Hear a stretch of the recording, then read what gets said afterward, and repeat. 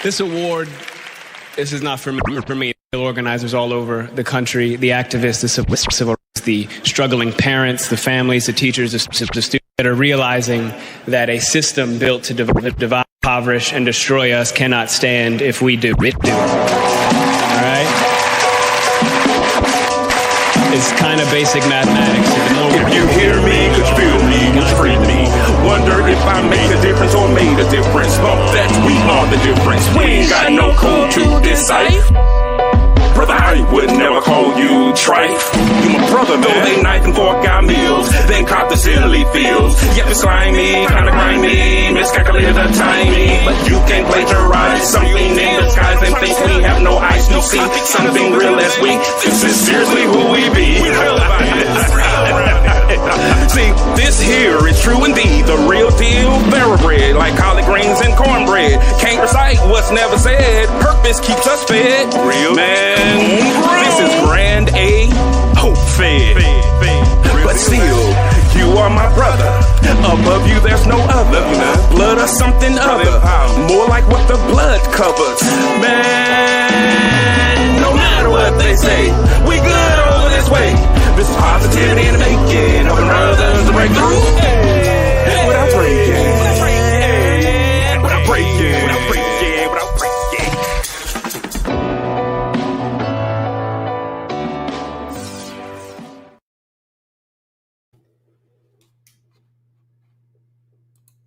What's going on? What's going on? What's going on, everybody? What's up, everybody? It's Thursday, so you know what that means? It's Brother Empowerment Day. Hold on, you gonna give that? What's going on, everybody? Let's try it again. What's going on? What's going on, everybody? It's Thursday, so you know what that means. It's Brother Empowerment Day. So I just had to redo that. Oh, Jesus, come on, man.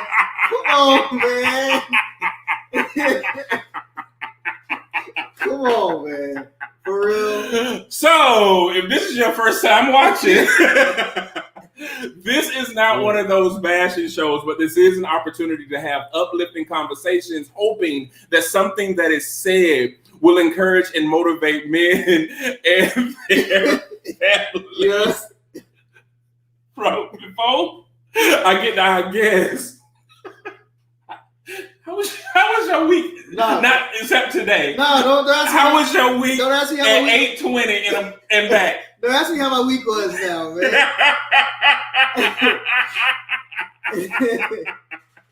Okay. No, this week, man, has been. Okay. I'm done. You sure? I promise. A teeny bit. Okay, I'm done. This week has been really interesting for reasons other than that. But no, man, it's really been a really reflective week for sure. I just been thinking about how the people that we're connected to and the people that we're no longer connected to. I realized that, the people that I'm connected to now are there for a reason. The people that I'm no longer tied to, that's for a reason too. I've had a lot of conversations myself about that. Of course, man, I was always looking forward to this Thursday. But other than that, man, just been in my bag, in my journal, really just going over my finances still. And also my cousin Slap and my other cousin Megan are coming to town this weekend. So I'm looking forward to that for sure. We'll show them around when they come visit you, and probably just gonna, we're gonna go throw some axes at Urban Axis in Durham. So you mean the place where you announced that you got a No, that was the Crazy Axe and Rock. Okay. Yeah. A PYT. No, so it's been a pretty interesting week, man. But really, I guess the main point would be just, man, people that are for you, and the people that aren't. And so it's kind of hard sometimes to deal with, but it's really just how it is. But yeah, that's my week, bro. How about yours? Sorry. Yeah, I got lost there for a second. Yeah, I actually have been just it's been a long time since I went through the grieving process. So this week I cried some more about my aunt, man, because like everybody have that like favorite aunt or favorite cousin. It's like, it's not that you don't care about the other people, but it's different when your ride or die goes somewhere. And so I received a letter in the mail, and you know how like you affirm, like confirming benefits and stuff like that, and it shows their name and it puts deceased in parentheses. I was like, my wife was like, "You okay?" I'm like, "I'm fine." And then I had to go out the room because, you know, I'm a man, you know, macho. I cried in the bed. I didn't even make it out the room good. But so I thought about that. And I also was already dealing with, you know, we still have the case going on with George Floyd. Mm-hmm. We're still on the back of the Asian, the attack that happened with the Asian Americans and the stupid comments associated with that. Mm-hmm. Then we had Dante Wright to happen. Yeah. And then the young man who was assaulted in Columbia, South Carolina. Mm-hmm. So those things were on my mind. And so I decided, because of the work that we do, the DEI work that we do, I spoke on behalf of the organization that, you know, my wife and I founded. And we're not going to partner with organizations who continue to remain silent. Right. And so our partnership is we're matching silence with silence. So if they're going to be silent and not say anything, we're going to be silent and not participate in organizations that don't see a problem with it or trying to figure out how to do it. And that's our way of doing that, because we've connected with organizations in hope that things will change. But now they need to feel the impact of us not participating in certain things that they have going on until they feel that need. Yeah. So other than that, I had a great week because I went back and got my little dope haircut. Word. You know, and then I had it washed too. Got you a freshie, that's right. The wash is what set it all up. And so I just feel that I look a whole lot better. And surprisingly. So other than that, things are good. So let's get to our guests. Yes, we had 2 fire guests this week. So let's get to them. Okay, Nadia Rochelle. Oh, look, she waiting on the introduction. Unmute yourself. Because she was about to go. Lord have mercy. She don't know how to unmute. There you go. Look at that. Now would you look at that? Huh? Yeah. Oh, there she go. She's in rotation. I am in the space. You understand? I'm here to be in the space. So I am Nadia Rochelle. I think more than anything, I would consider myself a light who has agreed to come into this earth and show up in every place and space where there may be ignorance, i.e. darkness, and to help others awaken to their own light and to their own truth and their own power. And just, you know, I endeavor to keep my light on wherever I show up, so that I become the God experience to everyone who I encounter and help them to remember that they are the God experience as well. I am a recent author. I released a book October 15th of 2020, and it's called The Chronicles of Nadia, an inspirational guide to truth, vitality, and spirituality. You can find it on Amazon.com. And you can just search for my name, Nadia Rochelle, because there's only one. And I also released new music at the same time. I have a single out called 555 Change with the infamous Thomas Clay. May he rise in power. And you can find that on all digital streaming platforms. So outside of that, you know, again, I'm here to be in the space as a voice and share what it is that the divine will have me to share as I make myself available.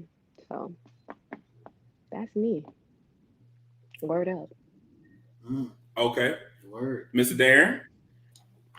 Hey, everybody. My name is Darren Calhoun, pronouns he, him. I am joining from Chicago. Here, I keep busy with a few things. I sing in a band called The Many. It's a progressive Christian band that is holding space for lament and reminding people of hope. as we look at justice and injustice in the world. I also lead worship at a church called Urban Village, where we're working to be fully inclusive and anti-racist. And then when I'm not doing those two things, I'm also a photographer, and I speak in general about LGBTQ inclusion and racial justice, especially within the church. So I stay a little bit busy, but those are the highlights. And if you happen to want to follow me, of course, hey Darren, or DarrenCalhoun.com to get connected. For sure. Go ahead and say who we got. Oh, because look, Ahmed already talking about he want to collaborate with y'all. Oh, so hey, that's what's up. Oh yeah, we're talking about collaborating, connecting, and growing the network. But I would say, so YouTube Land, I'll say them first. We got Sean from YouTube Land, and we got this Tron. Oh, what's up? What's up, Tron, man? So we got Tron and YouTube Land. I got to shout them out first because I can't see them on here. So we got Rashia is on. Hey, boo, what's going on? Okay. Wow. Choices were made. We got Ahmed is on. What's up, Ahmed, man? Let's see. We got Ricky is on. Let's see. Oh man. We got Chanel that said was classic. Yeah, Chanel said hi and bye, so she got dance class. We got Tamara's on. Hey Tam. Hey Tam. Who else we got? We got Latasco is on. What's up, Latasco? Hey Latasco. We got Bruce, our resident fact checker analyst, and that's it. Okay, let me see. That's from what I see. Yep, we got Charles William on. Mel is on. Rick Owen is on. Yep, that's who I see. Okay, a little things that these people are left off is the fact that they are totally amazing, y'all. Yeah. Nadia, I have actually known for now, it's almost 20 years. Mm-hmm. Yeah. Nadia's brother, Lance and I went to school together. We sung on the choir together. Then Nadia and I, because we make history. Mm-hmm. We started ITT Tech of Columbia, now closed. Still, we started that together.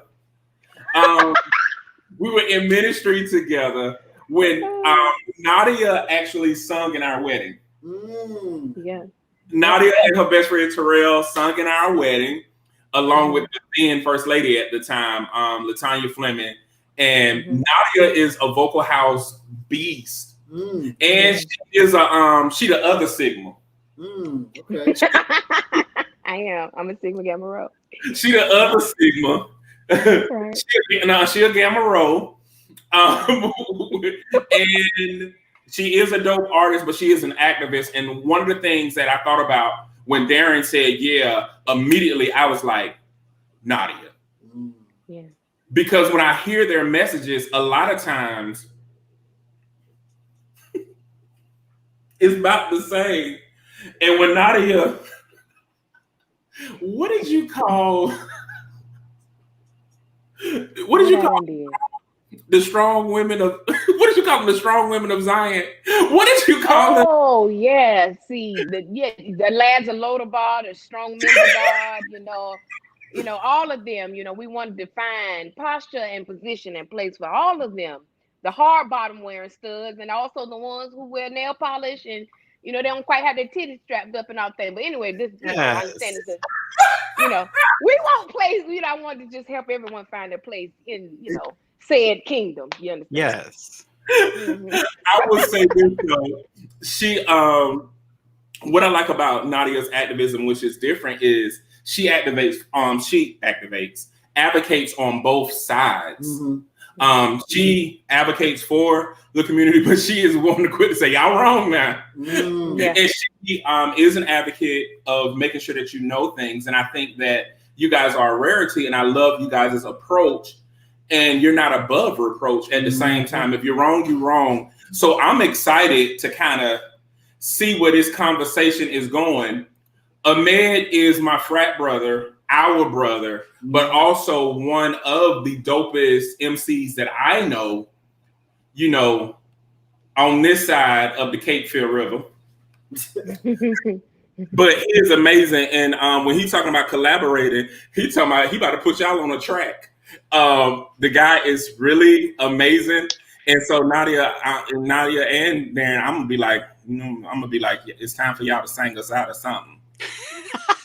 Okay, then. It's coming. It's coming because I'm too excited about this. We got a lot of stuff. So before we do it, let's talk about some statistics, guys. Researchers have found that at least 1 in 6 men have experienced sexual abuse or assault, whether in childhood or as adults. 1 in 3 women, 1 in 4 men have experienced some form of physical violence by an intimate partner. Men top 5 fears: body image, money, height, other men, and being inexperienced. We got my committee. What? The percent of men aged 20 and over with obesity is 40.5. Guys, we got to do better. We can't get to the 50%. Come on now. We got to do better, my people. Men die by suicide 3.53 times more often than women. The peak age for death from suicide is actually 45 to 49. What's important about that to know that men die by suicide at the same rate as they do 50 and above, as they do 40 and below. Rape of males. A CDC study found that in the U.S., 1 in 71 men have been raped or suffered an attempt in their lifetime. No surprise here, men receive 63% longer sentences on average than women do. And women are twice as likely to avoid incarceration if convicted. What are your thoughts? Yeah, I mean, to jump right in, I think male sexual assault and abuse is something that typically gets kind of overlooked, underdescribed, underreported, underprosecuted. Like there's I mean, yes, I am I'm for abolishing police, abolishing prisons, but also in the system that we have, knowing that it is biased in the way it is. There wasn't even an FBI category for a man being raped until sometime in the 90s. And so like systemically, there's just been all this kind of stigma and antagonism toward men having experienced sexual assault. So we got a lot to unpack there. Yeah, for sure. Nadia, are you still speaking for weddings? Asking for a friend. You said, am I still what? Are you still a wedding singer? Yes, I'm every singer. I'm a bar mitzvah singer. I sang down to the rodeo. You get me a microphone and maybe a little tambourine, and we'll make it do what it do. Understand what I said? Yes. Yeah. Come on for this Old Town Road gospel. Ain't it all right? Ain't it all right? Okay. It'll bless you. And we'll sing or Patty LaBelle. Come on now. Matter. Okay then. Yeah. You better roll on that. Little lettucey,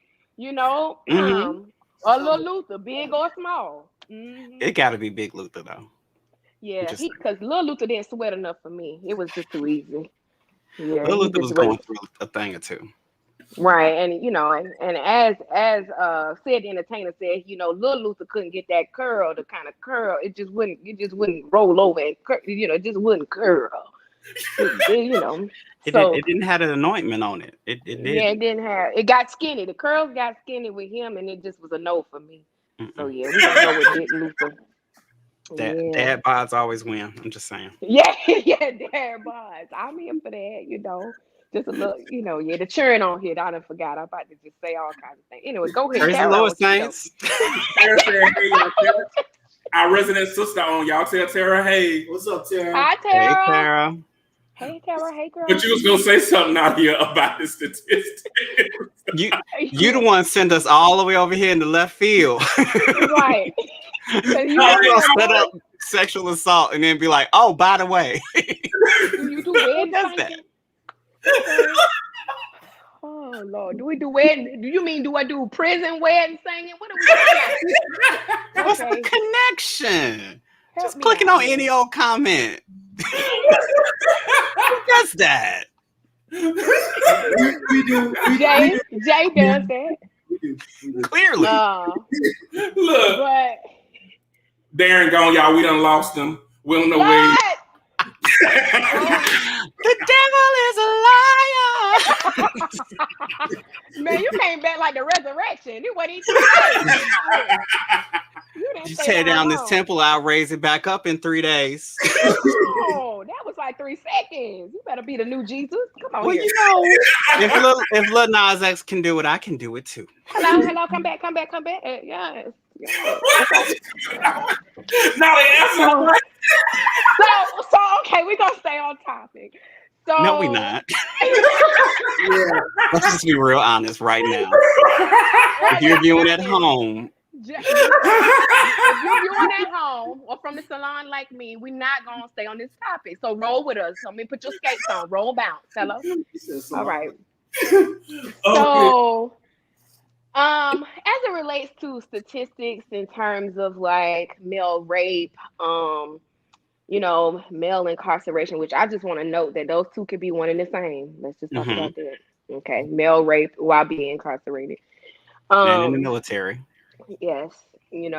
I want to just I like to go to the core and just talk about how we get to places where men's voice and their emotions are muted. And that's usually where I like to advocate. I talk to my nephews, men in my life, whether it's my clients, my brothers, men that I just, am in contact with or that I encounter.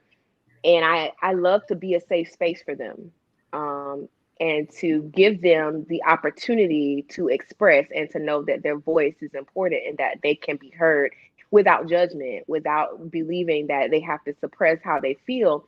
Because if we want to talk about all of the connectivity here, those are the things that lead to the suicide. You understand? Those are the things that create opportunity for people to take their lives when they are suppressing so much and taking on so much, because the word man and being male and having more testosterone than another being suggests that you are in an inanimate object who does not feel and who does not experience hardships, and who does not get to share what that feels like. I'm a huge advocate for, therapy. I believe that you should go and see someone clinically and bare your soul if you need to. I'm an advocate for journaling. I'm an advocate for crying and releasing and not repressing or suppressing at all. And I endeavor to always be that. I just had a whole session with a client yesterday who is in limbo about, staying in a 20 plus year common law marriage because they have children who are 20 years and above, just because it's familiar. And, he doesn't feel heard. He doesn't feel seen. And I told him, I said, you're not a paycheck. Okay. And the word provider is not honorable unless you're being appreciated and respected. So it's not like some dutiful thing that you do, and that it's dishonorable if you are a man who just does not show up and act as though you're a cash cow. Like, that is not your position here in this society, So I allowed him to give voice to that, wherein he's been in a 20-year situation and never, he was muted for 20. He hasn't said it out loud, that I don't feel heard. I don't feel understood. I don't feel important. I feel like I'm simply here to provide your needs, and mine are not attended to, nor am I asked about them. Nor is anyone concerned about them. And those are the things that I like to, like I said, I like to go to the core. Let's peel back the layers and talk about how we get to the type of anger and frustration that leads to moments of incarceration, being out in the street, doing things that can harm other people, that take you to committing crimes, and so on and so forth. There's a whole lot of pressure put on the male species in this society. And so, I got a lot of thoughts and feelings about that, but my main objective is to be a safe space for them. Yeah. That's hella dope. So we might as well go on and get into the first topic. See if we can make it through at least one topic. See, we're gonna get through one.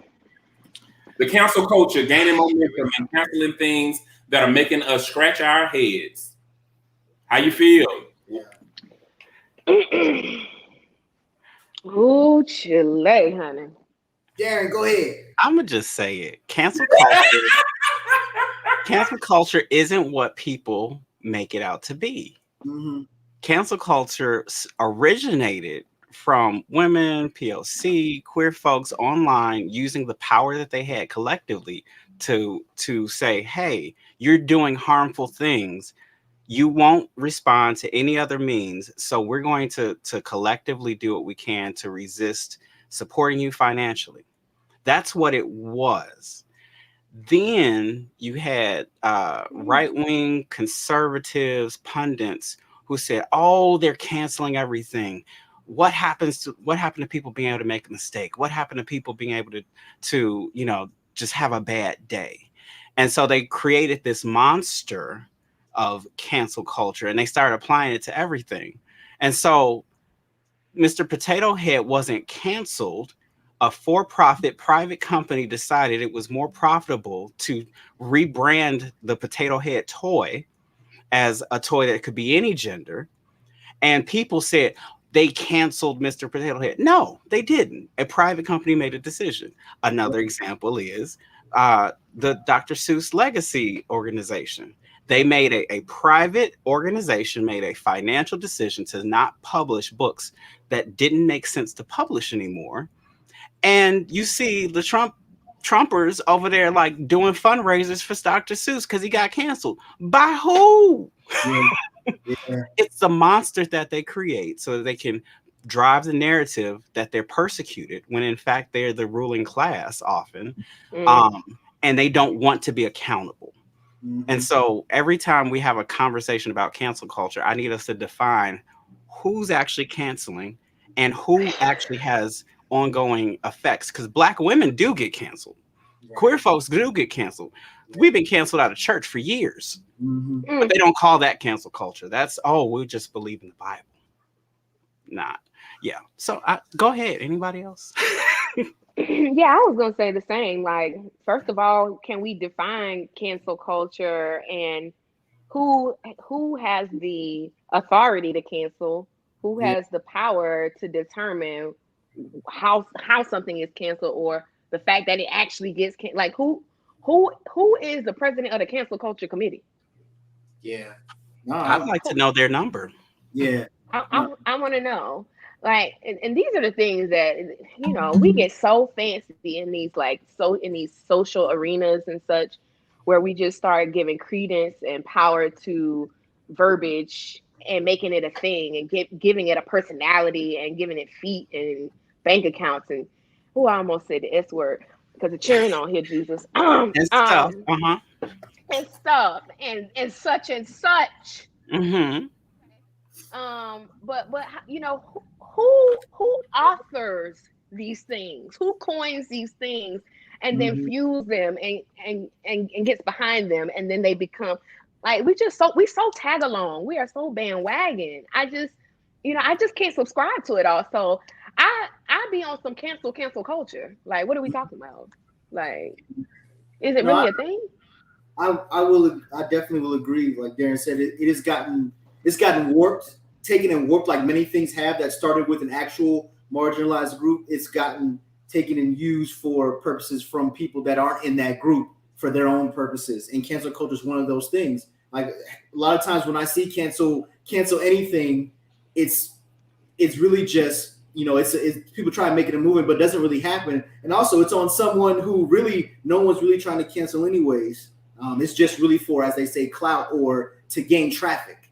When people say let's cancel such and such, some of the times it's really only for traffic on their actual platform or on their page. It's not even really a real thing. So I definitely agree with both of y'all on that for sure. Can we talk about a problem in Chicago that refuses to get canceled? The Robert Kelly. Yeah. Let's open that up, because you better let this man be a man. This is the middle of why we don't have cancel culture. Well, before you get into that, I just want to say, can we just talk about how cancel culture have amnesia anyway? Word. Yeah. Okay. Because I sure enough thought that short comedian was canceled, and he got a whole Netflix deal out of it. I thought we canceled a lot of stuff, but we go right on back to it. And here's the thing, though. I don't think that there's activism and then there's noise. And I think that there's a lot of noise that comes under the guise of cancellation, but all they're doing is distraction. See, I do have a problem with people that Harriet Tubman would have shot. And they seem to make the most noise. Yep. Counseling someone, but it's usually subjective, individualistic, and really just an emotional thing. There is no rhyme or reason behind it. Somebody gets mad, and now all of a sudden you're counseling them. But and then the thing is, you go to another town and you support the thing that you just counseled in your own town. It's just like how we overuse the word addiction. I ain't gonna go to Chick-fil-A, but I'm gonna go to the Dwarf House in Atlanta. What's the Dwarf House? I don't know. I was gonna say buffet. It's Chick-fil-A with a buffet. Wow. Hot stack is good. Get your grits, get your eggs. But if we use words and we don't really know what they mean, it's just like how people say, I'm addicted to XYZ. And it's like, no, you're not addicted. You like it a lot. And so you want to like use this word to make it superlative. But no, it's not that way. In the same way, canceling someone is a boycott is the actual, traditional term. Yep. But because we don't want to we want to sound like we're in the current vernacular, we say it. But even let's talk about Chick-fil-A. I'm here for it. Chick-fil-A did some horrible stuff. There were people who actually worked with Chick-fil-A to help them update their policies and so forth. But most of the folks that I heard saying, "Oh, I'm boycotting Chick-fil-A," weren't doing anything to actually hold Chick-fil-A accountable. They just were like, "Oh, I'm making a public statement about not doing anything about Chick-fil-A." It's like, no, like, if you're seeking change, then what is the change you're seeking? What have you named? Who have you talked to? What letters have you written? What action steps are there other than, oh, I'm never going to eat there again? They don't need you if that's the case. They need somebody they're going to get money from. And so if you're going to hold them accountable, then you have to actually be engaged. If you're just saying, oh, I'm mad at you, therefore you're canceled, then that's just kind of a tantrum, not necessarily direct action. Yep. And you have to have enough capital to cancel something. You know what I mean? Like your mere mouth is not a cancellation. Your words are futile in terms of trying to stop something from happening unless you're going to put action behind it. And a lot of times that has to come with dollars and cents. You understand? You need to be able to have capital to be able to impact somebody enough to stop them from moving forward or thriving. And then we just got to question ourselves too about like, what do we want to exert our energies on and devote our time to in terms of trying to cancel something, again, because you're having an emotional moment. Like right now, you're just feeling a little perturbed. You're a little upset. Well, sweetheart, you should just get you some Gas X or get your little laxative. It'll pass. Go take a little nap, get you some hot tea or something. You understand what I'm saying unto you? And then you just, everything will be all right in the morning. Okay. So tell me this though, because you guys do this, and I'll be honest, we get a lot of this. A few pet peeves that we get. One is we always get the question, what are men doing to empower other men? And here it is. We got a 300,000 reach in 86 countries, and somebody still will ask that question. The next question the next thing that I see, I'm going to use what brother coined, his phrase that he coined, the struggle Olympics, where someone has to pick one, like for instance, we'll throw one out there. We'll say Black Lives Matter. Somebody will come and say Black doctors matter. Black social workers matter. Then they'll say, well, of course, Black trans lives matter. Then they'll go to another one. And when we say Black Lives Matter, it's all of it. Yep. It's a very interesting statement. Mm-hmm. How do you combat those? Because we're talking about cancel culture. Because what usually happens after that is the same ones who do the subsets of the different matters will come and say, well, we got to fix our own community first before they talk about our lives matter, got to matter to us first. What are y'all thoughts about that? Because that's part of that cancel culture congregation. I want to let Nadia go first because I have lots. Now that he pushed you out there. I mean, then he just pushed and kicked me in my back and slumped me in the street as a because speedboat. I can take up a lot of room. I that's not what I came to do. So by all means, Child, be in the space. Yeah, I'm just here. Listen, you say tit, I'm gonna say tat. Okay, well, go ahead. if that's what you mean, so I think it helps to again define some of these parameters, right? Go ahead. On the one hand, you have people who are looking and saying, well, why is this? Or I don't see that. What are men doing to empower other men? What they're saying is actually, I haven't seen what men are doing to empower other men. And what they're looking for is for you to show them what that looks like. But they don't say those words most of the time. And this is just mainly from my experience. Like when people say, well, the church ain't doing nothing about this, that, or the other. And I'm like, which church? What context? What part of the country? What part of the world? Because where you are represents different experiences. And we don't often know about what's going on because we rely on our algorithm and news feeds and what's happening on commercial media to inform us. So the first part of it is who is talking to who, like what's the scope of it.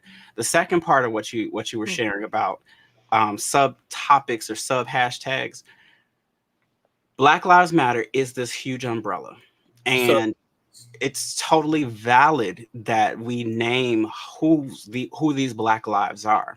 That's not so much the takeaway or the challenge. Typically, what we do see is people coming and say, no, all lives matter.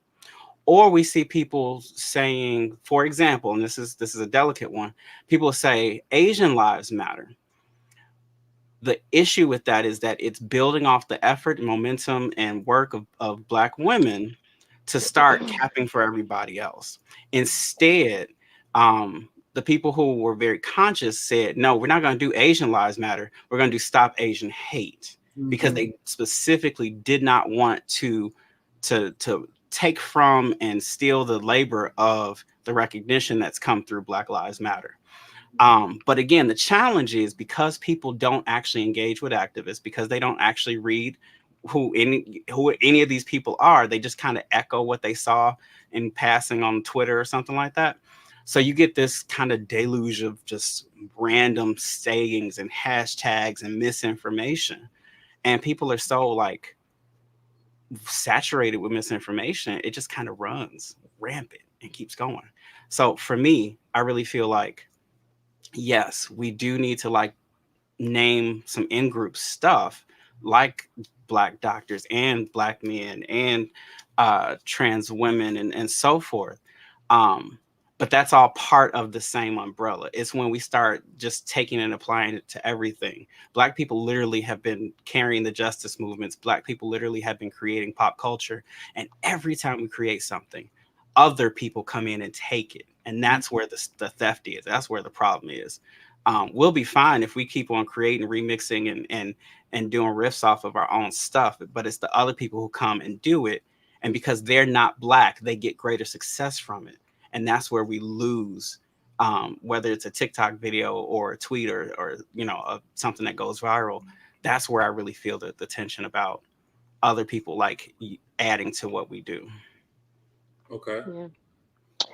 I think what gets problematic for me, I don't have a problem with the subgrouping either, except from the lens of invisibility, right? Where people have the ability to only see what matters to them, right? And then where they choose to be biased or ignorant to it, then they're only going to vie for the thing or advocate for the thing that they feel like impacts them. For example, let's say they said, and I ain't trying to start no mess, but this is my example. Say they said, Black pastors matter. Oh God. Okay. Then the subcategory of pastors would not also see the importance of saying Black lesbians matter, right?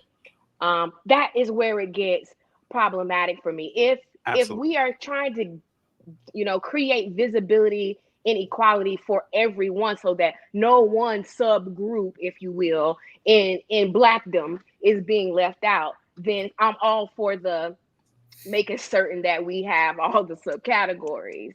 But where we're only trying to give visibility to the thing that matters to us within the Black culture and make everyone else invisible, that's where it gets troubling and problematic for me.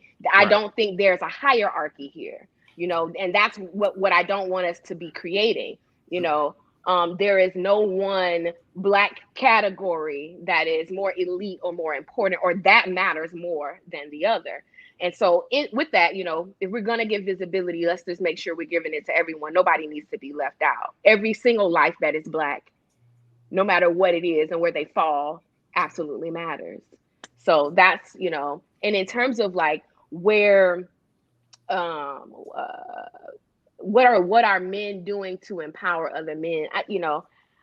I'm going to always turn that question inward, because I just have a problem with us standing on the outskirts and not participating and asking what somebody else is doing. So I think the greater question to ask yourself is, what am I doing to empower Black men? Or what am I doing to empower, and fill in the blank, whatever the question is you have about who's empowering. We're a part of a collective, and that could be, I want to say, more of a collective consciousness, more than anything. So I want to ask you, not even just what are you doing? I want to ask you, what are you thinking about men? Because that's your contribution really to the collective, as the one mind. What are we all putting into the pot of the one mind that is creating the outpicturing of what we're experiencing called our lives? And, and if you want to see something, I'm going to ask you to think something else. If you don't like what you're seeing, your contribution to the betterment of anything or anyone, any group, any cause, is going to be what you think about it. So, in terms of just placing the responsibility on men to empower men, well, that's just not how that works. As a collective mind, we all have the responsibility to think of each other and see each other higher, and therefore we get to see the higher, bigger, better, grander picture. So that's my thought about that. Yeah, like that. Yeah, I will. 1 second, bro. I will say the reason why we wanted, I wanted the world to hear you guys' voice, because don't get me wrong, some of us have even fuller stories as what made us get to where we are. Every day we fight against the things we've been through to not advocate with a jaded lens. Some people struggle with identifying the hurt and then seeing the collective consciousness that you're talking about. A lot of people are advocating from that place of pain. It's really like they're advocating from the womb, not the birth. And so what I like about you guys' voice, and this is not a comparison, it is showing people how to advocate and heal at the same time. And that healing and advocating go hand in hand, because healing is a lifestyle. There are going to be certain days that you are triggered. Like I talk all the time, when I was molested, I still smell the guy's breath. I still smell the house. So if somebody has that similar smell, it'll set me back for a moment. And guess what? I regrew. I revisited the whole thing, but guess what? I'm still healing. I'm moving forward though. But some people have just identified that there is a wound and are speaking from the wound and not speaking through the scab. And and I love the fact that I have seen both of you guys, whether in written form or on your lives, address issues, not from a neutral standpoint, but a reflective thinking standpoint. So you can't be neutral because you do have your own biases, but you identify them and own them. Well, a lot of people struggle with that. And so what happens is, I don't ever see a problem with marching or advocating with you guys. And I think that the world needs to see that. Because there is, it seemed like advocating has become a counter to one another, where we have even said, like, if we say Black Lives Matter and we literally say Black Lives Matter, that means every subcategory. We have had gay men and trans men, kid you not, when we had our Brother Empowerment Cookout and asked, well, does that include us? Well, are you a man? Are you a brother? Do you know where that comes from? They say that no, it doesn't include them, but we will say, you know what? We're not them, but it does include you here. And we still will get some individuals that'll say, yeah, but does that mean this? And they don't realize that sometimes it's frustrating trying to advocate for people that don't even want you to advocate for them. You're like, well, what am I gonna do? Mm-hmm. And so every time I've seen either one of you guys' lives, I left saying, you know what? These are people I want to partner with, but these are also people that need to be heard. And Nadia does have a huge following there. That thing has a huge following. She done sung gospel for everybody.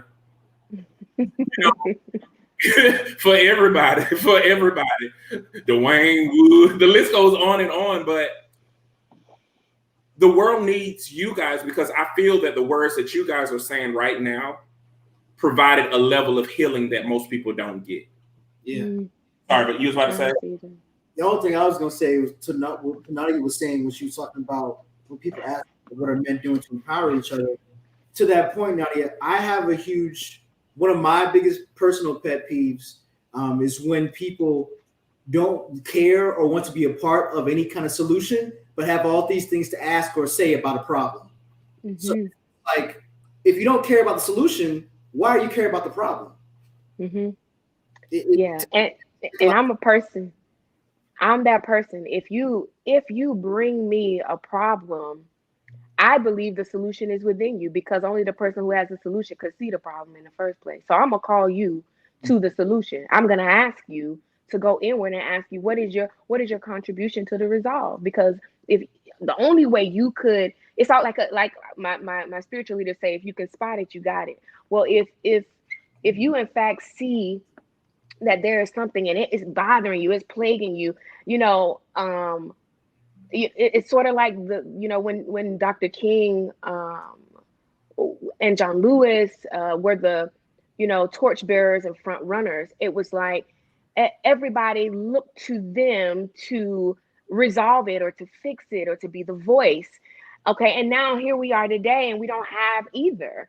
And no one person wants to stand in their individual power and bring clarity and bring solution and resolution. We want to deem someone the head, and we want to make someone, you go out front and you do it, and it's plaguing you. And so I'm here to tell you the answer is within you, the person who can readily see what the issue is. So don't bring me a problem and don't tell me what your idea is for a solution. And your one thing may not be the only way there is to resolve it, but certainly let me hear your voice as a contribution. And then, as we bring that all to the table, we can together decide. But you're not going to stand on the outskirts and holler about the problem, because that's what one of you mentioned earlier. I think, Jay, there's a difference between activism and noise. You over here hollering and screaming, but I ain't heard one suggestion about how we resolve this thing yet. And so I usually deafen to that. I can't hear people screaming about problems who are not offering themselves as a part of the solution. I can't hear you. Yeah, I love that. Absolutely. Could you bring Latasco's comment on screen? You ain't finna run my show. You invited me. Oh, you that type. Oh, y'all lost him again. We done lost him again. No, we didn't. No. Did you? Be back. Is you mad or not?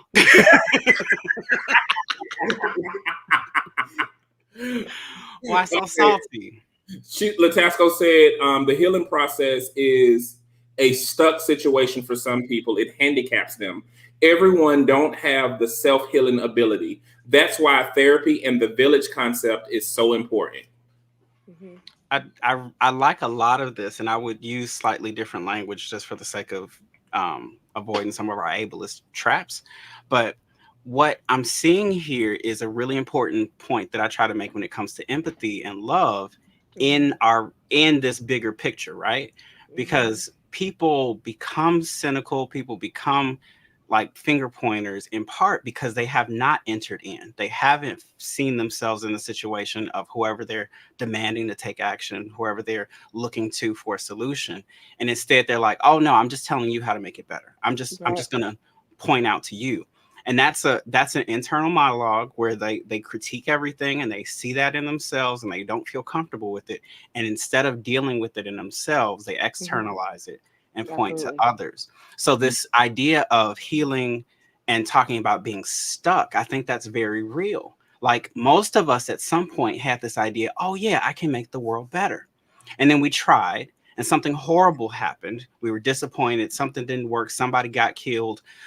Something happened and we shut down often.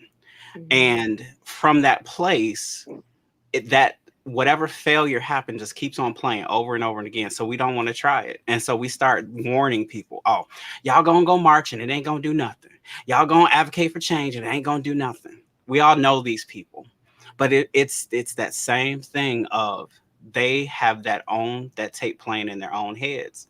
And it's spilling out over everybody else. So when she talks about this village concept, when she talks about how we work together, some parts of this is, how do you get the ones who say nothing's going to change to be a part of making change? How do you meet people in where they are in their trauma, in their stuckness, in their hopelessness, and say, but you're still here. We're still here.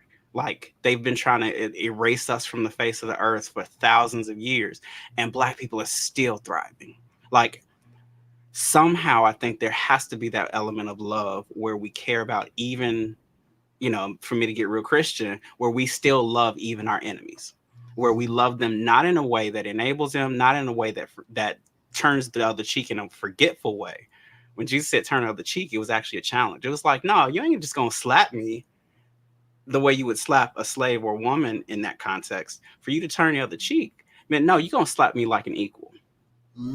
He rose up on them. And so if we are encountering people who are like slapping us with that ain't gonna work, slapping us with ain't nobody in charge, that ain't gonna do nothing, then it's just like, no, let's do it. Let's get together. Let's work it out. What's the problems? Where's the root? Who told you it's not gonna work? And that's, I feel like that's where we get our community, our peers, our families, the folks who are at dinner tables that we don't want to talk about religion, news, and politics with. That's where we get the work done, because we all got somebody in our family that we don't want to talk about stuff with. Yep. I will add to that, the part that people miss is that I love the empathy component, but I think that people miss the compassion component as well. Because I can understand everything that you're going through, but if I lack compassion, this is a true story, because of the trauma that has happened in my life, I literally lack compassion. So I can understand your point, and it feels like I don't care. So one of the things that I have to be intentional about, like, and my wife is good at checking me, she's like, no, you need to have an emotional connection to it. And so a lot of times it's not about meeting you in your trauma versus just meeting you. Because you've never had an opportunity to confront anyone externally because you've been fighting all of your demons internally. So I'm here to say I'm not going anywhere. And so this is where it's good that I do have the emotional detachment, because you can kick, scream, and all of that, and it doesn't faze me because I'm going to stay here.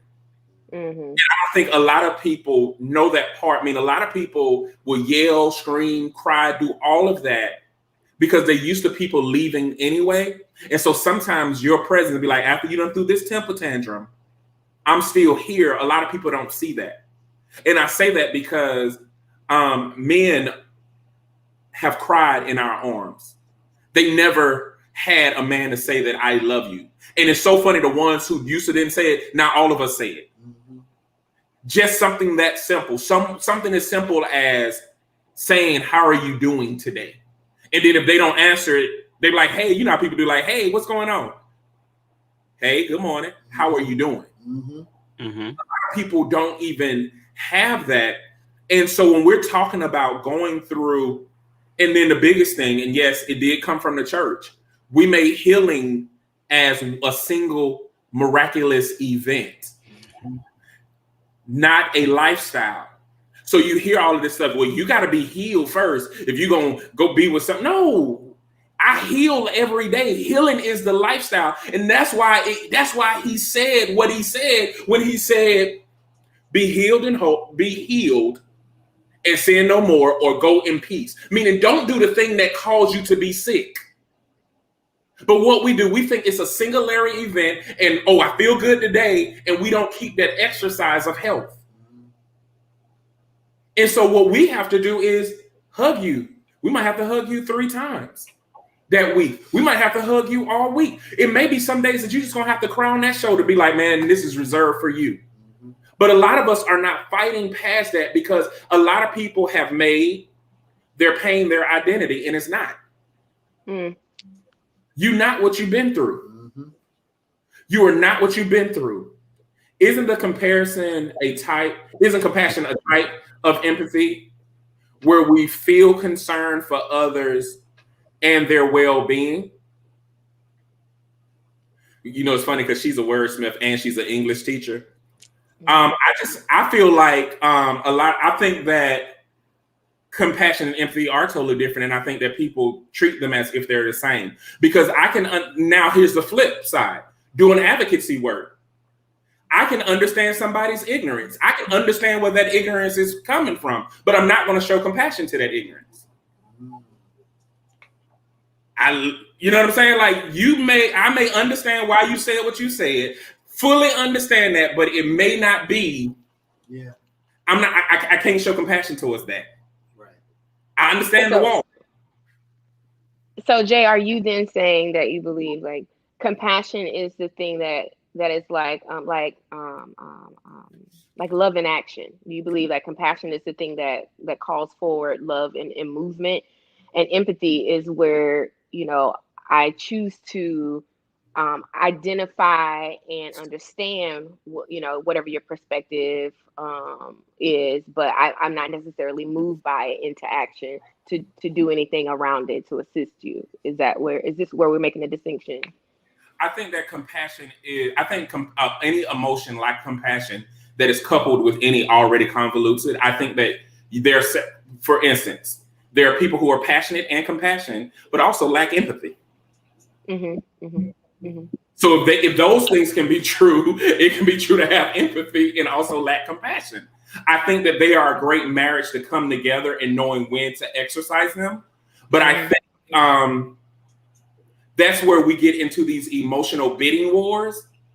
And it's like, I can't deal with the emotion at this point because we do need to act. So you may feel like I'm lacking compassion, which is more important than me being empathetic, but it may be you who lack empathy. There's a nuance in coming back versus yes. That's what I was thinking. Psychologists say that there are 3 types of empathy. I think compassion is the deepest level. Got it. Okay. Yeah. Compassion. If we were to distill it down, and I Googled it real quick just to double check. If we distill it down, compassion, and then this gets into like the root words too, but compassion is to suffer with someone, so to be there in their pain. Empathy is to understand what someone's going through. And while you might be able to sit in someone's pain and not understand it, that's where some of that friction can come from. It's like, I mean, you're here, we're both Black, we both men, but I am saying I am having a horrible experience in the world. And if you say, yeah, I experienced the same thing, it's whatever. Yes, we're experiencing the same thing, but you don't understand what it's doing to me. And I'm not saying you personally, I'm saying difference to contrast it. So both of them are really, really important. And yes, sometimes you just need somebody who can show up and they don't have to understand. And that can be a breakthrough experience. But then sometimes you need somebody who really understands as well. And so it's not either or, it's very both and. We do need this more holistic way of being, because that we were designed whole. We were created to be whole. It's just we got fractured, we got broken, things happen to us. And so we've been living our lives as these compartmentalized, shattered little pieces. It's just like, no, there's a more whole us than maybe how we might be thinking of ourselves at the moment. Yeah. I couldn't agree more. Yeah, but that's perfect, man. Yeah, and I think that only thing that I love this conversation so much, and I hate that an hour just went by that fast. Y'all are disrespectful, and I'm not inviting you back ever. But lies you tell on the internet. The problem that I have is also there's an assumption of understanding and the expectation of understanding, and that's also where compassion and empathy play a huge role. Let me explain. There are some people who come to me, Jay, and feel like they understand my struggle. They assume that they understand my struggle without having a conversation.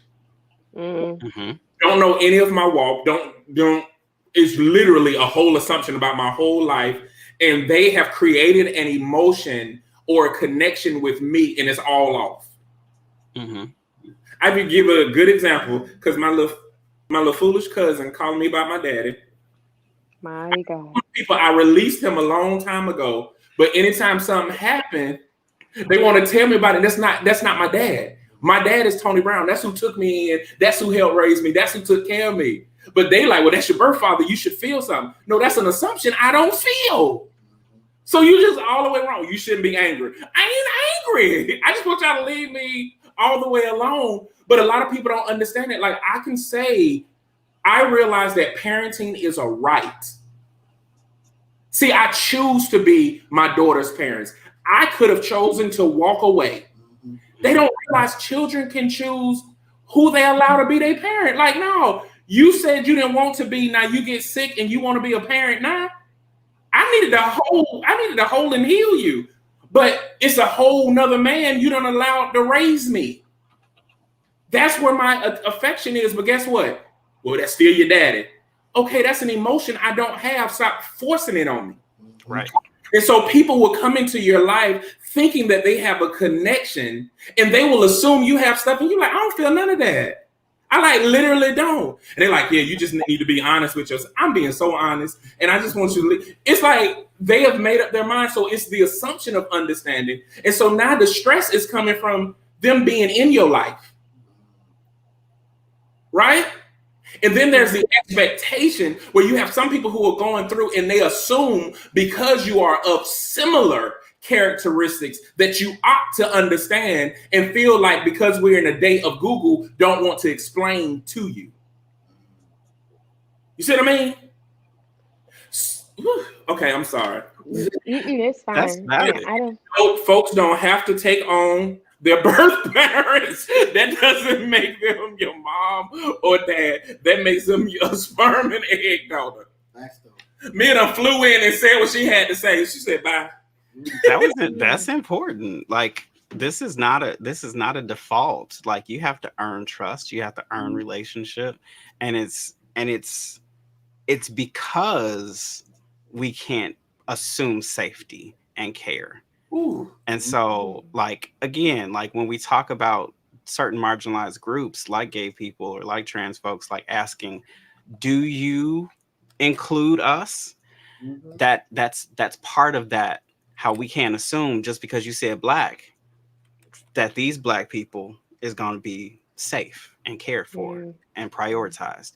And that's one of those things that as we look at our intersections, as we look at what privileges do I have, like that's where I feel like where we do have to bear one another's burdens a little bit more, where we do have to show up for people who maybe can't show up for us in the same ways, because women have had to learn how to defend themselves from violent attacks from men since they were prepubescent. Yep.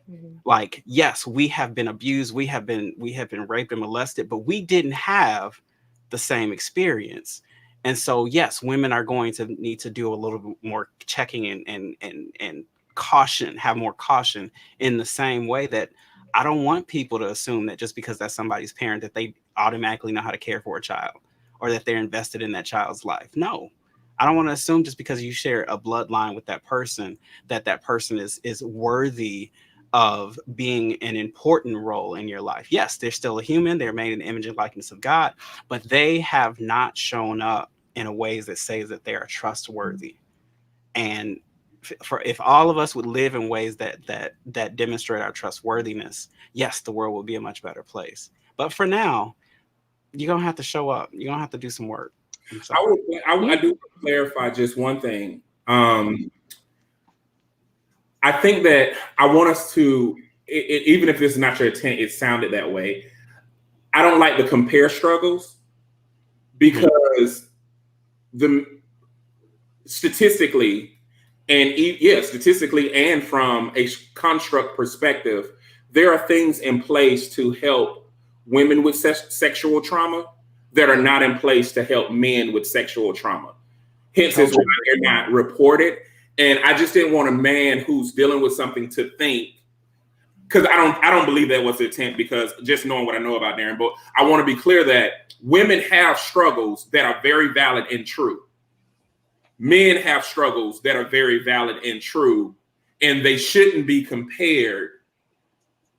At no point, everybody should approach it and say, Nadia has experiences and I should respect as she worked through them, and should be more like an anchor than a crutch or weight. And I think that that's what both people need, because there's this weird birthing or unique birthing that is happening for men to admit things that they have been holding back for years. And nobody knew. And it's like, me and Cordell is the only person that will really know. And you see why certain behaviors happen, which also make other things true as well. And I just want to make sure we're both making that aware, because I know there are some brothers who deal with things, and we want you to continue to heal forward and know that we're not diminishing what you're going through. That was my clarification. Yeah. And I think that's part of the ongoing thing. We haven't given language to say that naming and honoring and even prioritizing the ways that others have been harmed does not take away from the care that you can receive, the attention you can receive. There's enough love to go around. The idea that love and care and attention is scarce is a construct that is complete trash. What we have to reorient is to this idea that I can be aware of others' experiences. Again, this is where that empathy versus compassion comes in. I can be aware of and understand things about others' experience, and that doesn't take away from the understanding that I get. That doesn't take away from the care that I get. That doesn't take away from the needs that I have. But in the scarcity mindset, anytime we see someone else winning, anytime we see someone else named, anytime we see someone else's experience, we presume that somehow means there's less for us. And that's just patently false. Yeah. So yeah, that part of us learning to hold space together is understanding, like, yes, I'm going to name specific things. I'm an intersectional feminist. That means I'm going to look at all the things. I'm going to look at wealth. I'm going to look at who's got power. I'm going to look at who's got laws and so forth. I'm going to look at all these different pieces and know that if you look at this section of it, it's going to affect people this way. If you look at this section of it, it's going to affect people differently. And so if I'm centering on men, yes, men need deep levels of care and naming and so forth. But if I'm doing something that is about more than men, then yes, the men like me who have been excluded from spaces for men by men who are Black, I still show up with things where I have to ask for more, like attention, care, whatever, which again is never ever going to take away from men who aren't gay or men who aren't queer or men who whatever the distinction or the difference is. It's more so to say we are all together. We suffer together. We rise together. It's never separate. All of our traumas are interconnected. And so in the same way, when one of us heals, we all get a little bit more healing. When one of us rise, we all rise. Absolutely. Yeah. Ooh. Nadia, you was about to say something? I mean, about 10 minutes ago. I don't know no more. Not gonna have me spitting out my water all over this computer. I'm tracking and I'm following. I think as I'm just listening, like, just like summarily, like all the things are connecting, right? And we're talking about empathy. Darren started out talking about just what do we do about people who are on the outskirts, who are pointing at the issue and saying, something needs to be done, but, they're having their own internal struggle about how to even be a part of the solution. And, you know, he's asking, you know, from a all loving perspective, how do we, I guess in some way continue to include them or hold space for them or continue to be loving. And then we got into, you know, talking about empathy versus the compassion. And I think what I hear across the board is just how important presence is, you know, just how important it is to be present, to show up. And when we talk about love as a parable, when we talk about being in Christ consciousness, when we talk about being the collective, you know, being whole, I think ultimately what we're talking about is showing up as love in action. And we're talking about that in a very unconditional way. As a dear friend of mine would say, however, that unconditional love does not mean unconditional tolerance, you know, and there are just some things that you don't have to continue to tolerate because you have recognized that you are love. You know, that the two are not one and the same. You don't have to subject yourself to any type of mistreatment, misuse, abuse, disregard, or anything wherein there are not safe boundaries for you to show up and respect yourself, because there's also self-love. And the only way we show up as the wholeness and the fullness of love is that we first recognize what our needs are, and attend to those things. And then we get to show up in the space as whole. And when we show up in this space as whole, then we can hold space for other people, but not until then. And as Jay said earlier, when we remember that healing is a lifestyle and this ongoing process, you know, then we can be compassionate to ourselves first. Okay, I show up and I understand what it is that I need. And then I can empathize at the deepest level of compassion for other people. So I think that first is just showing up. And who do we show up for first? We show up for us first. You show up for you first. And remembering the love that you are. And then that allows us to merge ourselves into the collective, hold space for them, and be unconditionally loving. So I was listening and absorbing. That's my add to the conversation. I love everything you're saying. And what we actually teach is self-love is corporate love. So if I love myself first and then I love you.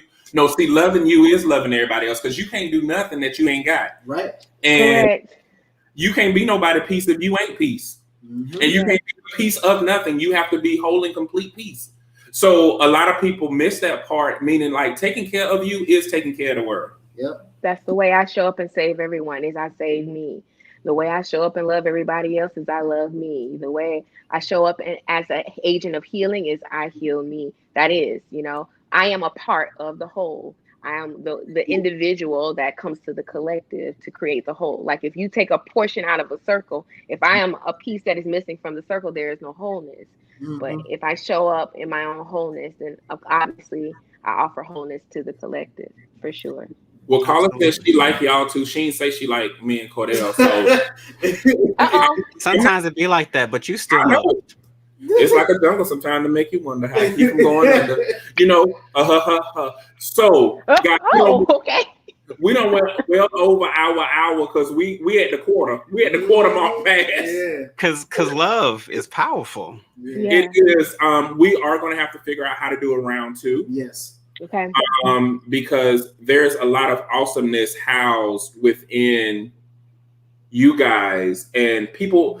And one thing that we've been intentional about, we said this last year, we've been intentional about our connections.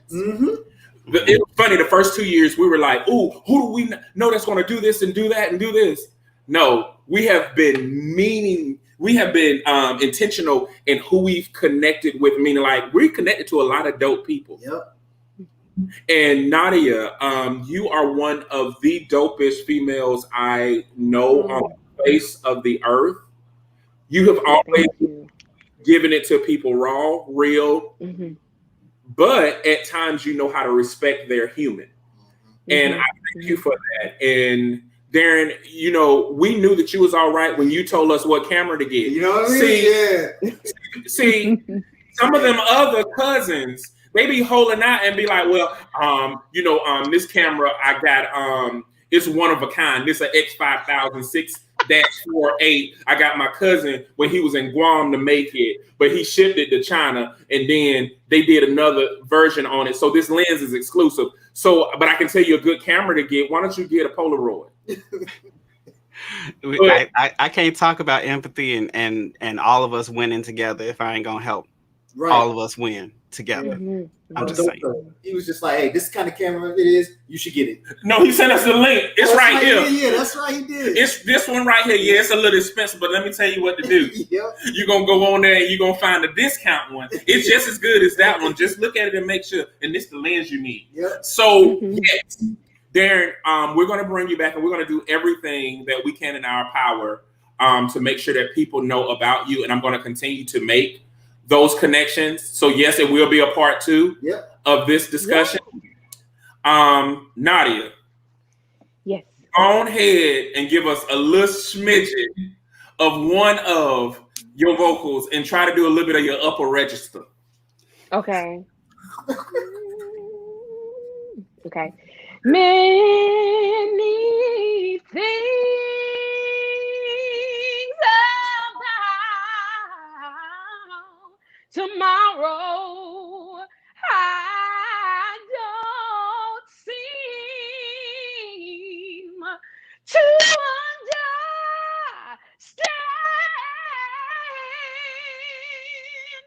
but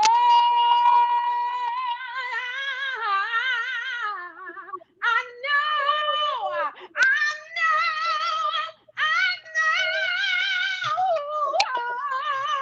tomorrow,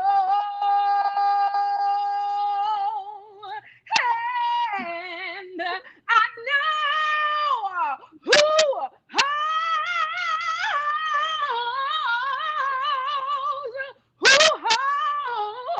holds my hand.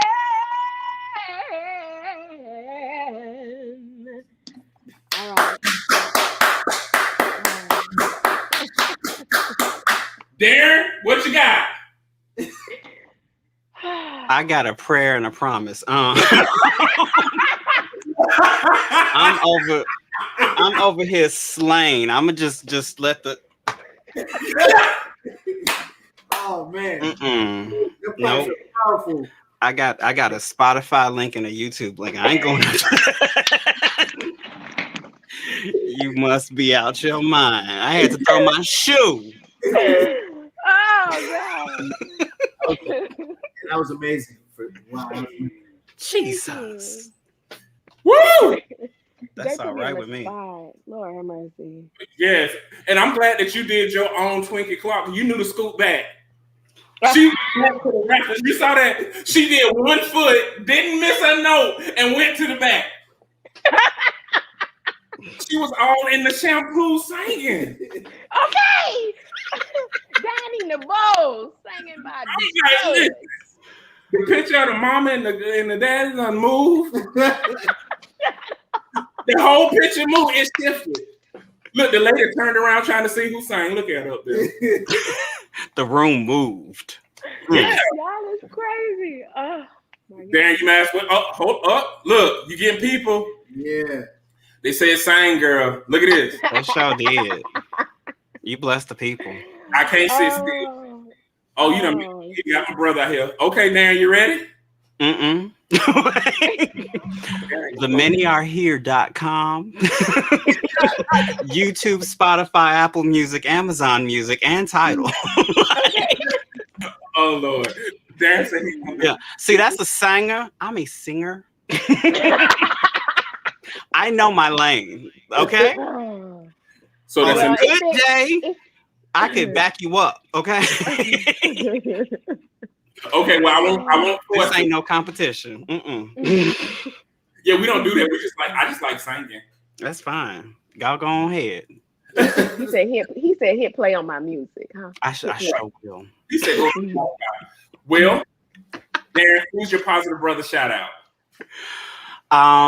Right now, I would give a shout out to Darius Mooring, who is out there educating the world on sexual health and racial justice in his own ways right now, and I'm appreciating that.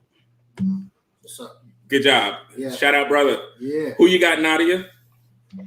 I'm gonna give a positive shout out to the duo, Marcus Johnson and Marion Jamel Lexington, who have curated a spiritual community in Atlanta, called Your Soul Care Community, who helps to do beautiful soul care for those individuals in the Atlanta area and beyond, and helping them in their healing processes by providing so many tools, to enrich their lives and to help them to become their best and highest self. So shout out to those two. Bro. Oh man. Darren, shout out to you, bro. Just because, man, hearing you speak about all the stuff, about everything tonight has been a blessing and just really a pleasure for sure, man. Like, I can't wait for round 2, man, just because I'm already excited. Shout out to my brother Jay, just because without him, I wouldn't be doing this. And so I would not be meeting all these dope people, all these dope brothers. So definitely shout out to him. Shout out to all the brothers out there who are being a contribution towards a solution and not just asking or talking about the problem. Oh, we got this problem, we got that problem, and just walking away or being on the outskirts, as Nadia said, when it comes time to really curate a solution. And the other thing I want to say is I want to shout out to all the brothers who are having those tough conversations, who exercise, having compassion, having empathy, and being that safe space that we talk about for other brothers. And not even just brothers, but sisters too, but especially brothers. Because that's what we do here. I just had a conversation with a couple of brothers on Tuesday night, and I had to let another brother that I just met recently know that I am, I can, if you need that, I'm here, man. You don't have to worry about being judged. You have to worry about information you that I received from you being weaponized against you later on. You know what I'm saying? You are safe here, and you can be secure. And Yes. Yeah. So that's my positive brother shout out. What? I thought we was gonna have to take a nap, y'all. Yo, come on, man. Y'all better let that man love. Bro, usually a good 7 minutes, and I was getting ready. That's that power. Wonder working power. Wonder working power. But no, Darren, thank you for being everything that I knew that you were tonight. I think that the world needs your voice. I believe that the world needs your spirit. And I think that you are an awesome addition to the Love is a Parable family. So you're probably going to get a lot of y'all. I'm telling you now, y'all gonna send him a friend. Y'all can't send him no friend request because he already at 5,000. Oh, that's right. You did tell me that. I was lucky to get in. I don't know how I got in, and he said you a blessed one because I just sent him a friend request and it was accepted. He didn't have to remove somebody removed themselves for me. See, let me tell you about this. Your gift to make room for you. Watch out. When you are light, darkness will move. Darkness can't coexist. Let me try it right now. Your gift will make room for you. Hold on. He got on. But I'm in Facebook jail at the moment, so I can't accept nothing.